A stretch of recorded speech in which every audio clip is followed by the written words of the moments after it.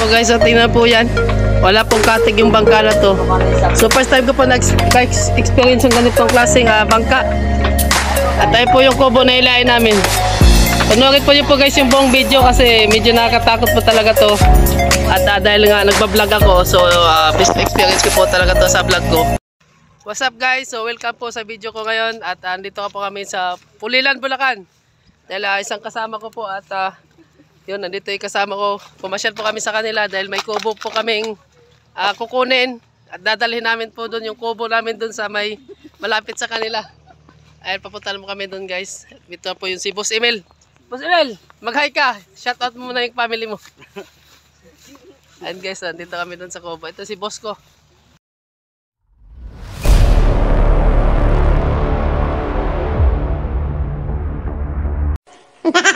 Nandito po yung si Boss Emil. Ayun, nandun sa Boss Tutoy. Si Boss Ukang TV. Yun, subscribe niyo po Boss Ukang TV sa may Facebook page po yan. Tsaka yun, si Madam. Nasa likod ni Boss Ukang, si Madam. Shout out. Shout out. Shout out, Madam. Shout out. Shout out sa pamilya Madam Salite. Shout out. What's out?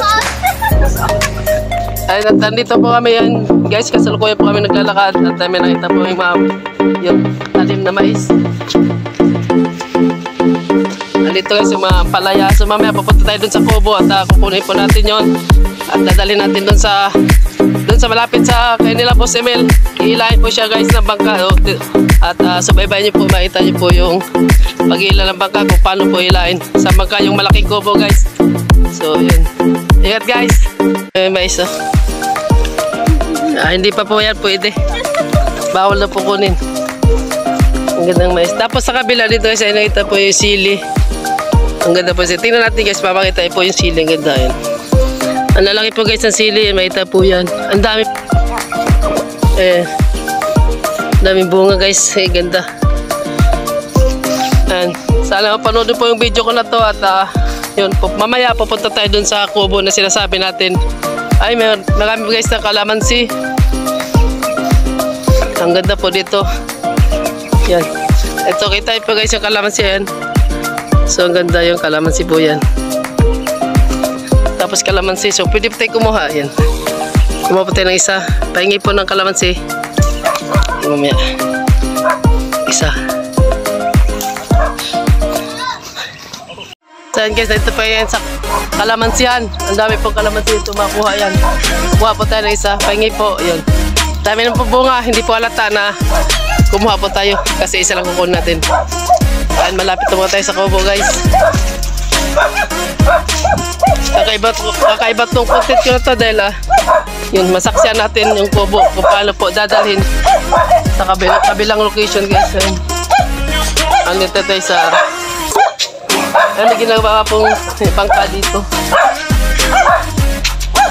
Kung napapansin, gawa po ba sa fiber po siya. Yan, hindi po siya bakal, hindi po siya guma. So, fiberglass po siya paggawa niya. And dalawa po yan nakatag. So, kalaki yung kubo. So, ganito po yung hila mamaya. Ayan, nandito na po tayo dun sa may sapa nila guys sa ilog. At nandito po yung kubo na ginagawa. Ayun guys. Tayo po yung pinapagawang kubo. Yung isa na yan, yung blue guys, yung kubong, yun po yung pinapagawa. So mamaya ilahin natin yan at sasakay po tayo. Laki po ng ilog. So susubukan po natin sa makay kahit nakakatakot, sasakay po tayo dyan sa ilog.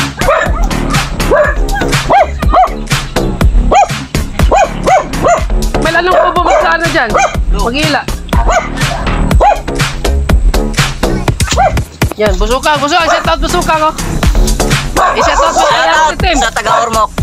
Shout out taga-Ormoc guys. Kababayan ni Januel Casamiego guys. Yan, kababayan po yan.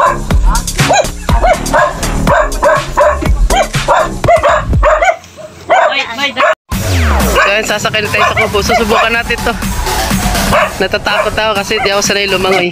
Susubukan natin to guys. So ito po ata yung bangka na hila dito sa kubo na to. Ito po yung pinagawa ng kasama ko. Tapos ito po yung luma. So hindi po to kasama. Ito pala po yung bago ang hilain. Kasi siya dito na po to talaga. Ayun, dahil po tayo sa ilog. Ay, ang ganda dito, parang siyang floating cottage. Pero dahil di naman ano to, floating kubo lang tawag nito. Kasi kasama, ayan, si Bustoy Toy, kasama yung napakapugi niyang anak. Yan, shout out. Mama, diyan ka muna, dito muna kami. Ayun guys, palang hila. Pero imili lang pang kapahila, isa lang, dalawa.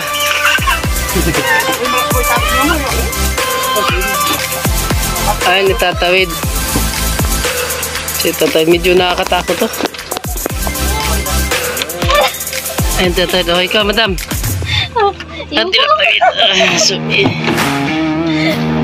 Ayan. Ito po yung ilog dito.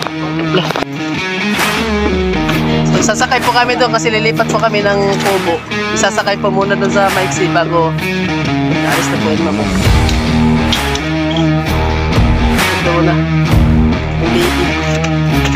Nakatakot yung baby. Dadaan na. Naglag. Yun nga lang. Baka malaglag yung cellphone natin. Galing. So mamaya ako na naman.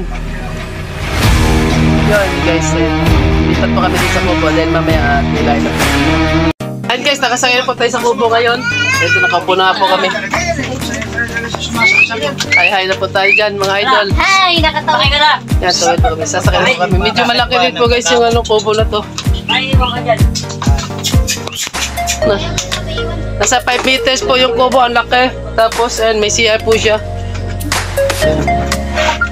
Hindi ko alam kung saan tinatapon yung dumi dito eh. Sa baba lang, sa tubig. So may lababo din po yung pinagawa. Yan. Kung sutusin, bahay na po talaga, pwede na tira. Tapos ang maganda dito, nasa tubig ka lang, di ka na maupahan. Libre na lahat. Ito po si Ito. Tayo kayo po gumawa nitong kubo.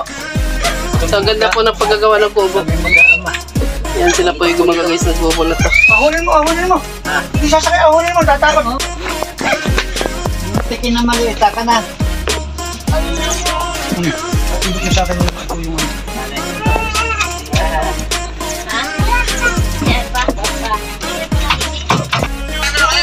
Sige, sige.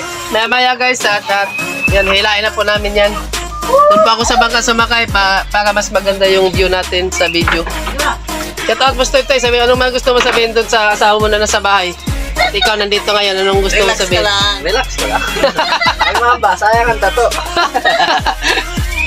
Mikus-mikus insan ba? Ayan, shout out din sa family niyo kung sino po yung pamilya doon sa Liti at makikita po nila Shout out ko pala sa si Kumusta niyo po yung Papa at pamilya Mama niyo? ko nasa Merida Leyte.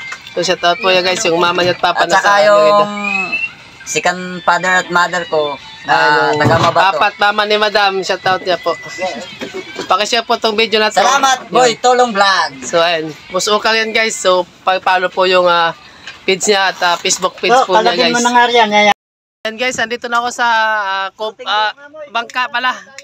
At dito po sasakay sa bangka. Tapos yun po yung kubo na ilain namin. So mamaya, medyo nakakatakot yung bangka nila kasi dun sa amin sa probinsya may katig. Kung napapansin po yung katig dito sa gilid. Dito wala. So, yan. Medyo nakakatakot kasi ang lakas gumalaw.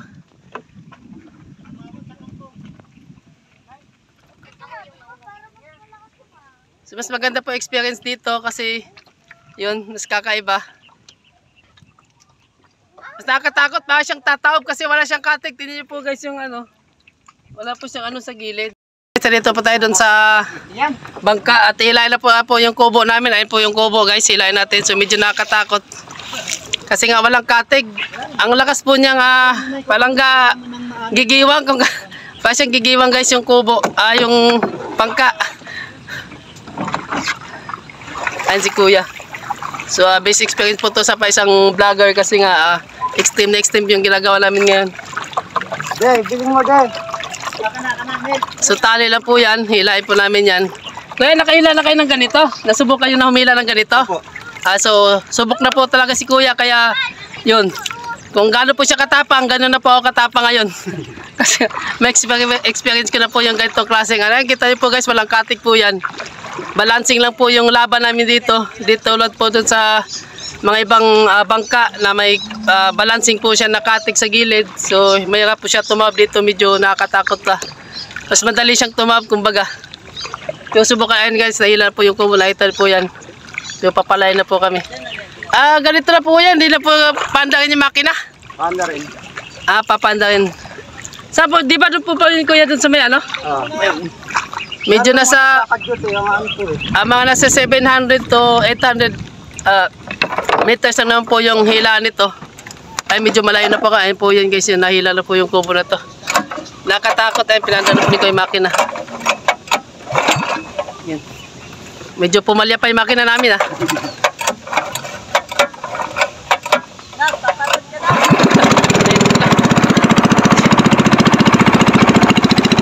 Ayun, first time po sumakay nito. Nakakaganda ganda pa ano nito. Ayun guys, tinun muna po. Manda na po kami makina guys. Ayun, nahila na po yung kubo. Dandahan. Yan, so sana no, tasin po kami. Madala po namin tong kubo na to sa pagdadala namin. Ayun, so yan. Medyo mabigat. Medyo mabigat din po yung kubo guys. Ayan, napapansin niyo po yan. Medyo may kabigatan. So shout out po sa family ko sa Leyte. Sana i-share niyo po yung video na to. Po ito long vlog. At tapusin niyo po yung video na to dahil napakaganda po ng vlog ko na to. Kakaiba po siya. So first time ko po naka-experience na ganitong klaseng content. Next step po. Yan. Ano na to. Dahil ito kami sa Bulacan, sa Angat Bulacan. Medyo nakakatakot siya kasi yung yun nga po yung katik niya. Wala siyang katik. Ayun, tubig na po yan. Papansin, tubig na po siya. Wala po siyang balancing. While dun sa amin, sa probinsya, may mga balancing po yung bangka natin na dito. Magay ka kuya! Magay ka naman kuya! Hi! So ayan guys, pagkatapos po ng kulang-kulang 1 hour, so dumating na po kami dito. At dito po namin lalagay itong bangka na to. Ayan, so guys, pagkatapos po ng mga 1 hour, may get sa biyahe po namin sa tubig, yan, nilila po namin yan. At tumatong na po kami dito, safe sa wakas po. So thank you God kasi safe po. Ayan. Hanggang dito na po yung vlog ko na to. So thank you po sa manood at nakatapos po sa video ko na to. Thank you po. Sana subaybayan niyo pa po yung next video kong gagawin sa pagbablog ko. So medyo extend po to at maganda po itong ginagawin namin vlog ngayon. So yan. So petete na po ni Kuya yung makina dahil dumating na po kami. So yan, gilid na po kami guys. At itutulak po namin yung bangka doon po sa gilid na yan. At sumayad po kami ng sa bagya sa gilid. Yan, umiikot po namin. Ikutan po namin yung bangka. Mag-hide po kayo dyan at nakakating po tayo ng safe dito. Medyo nakakatakot. Masaya. The best experience ever po itong ginawa naming vlog ko ngayon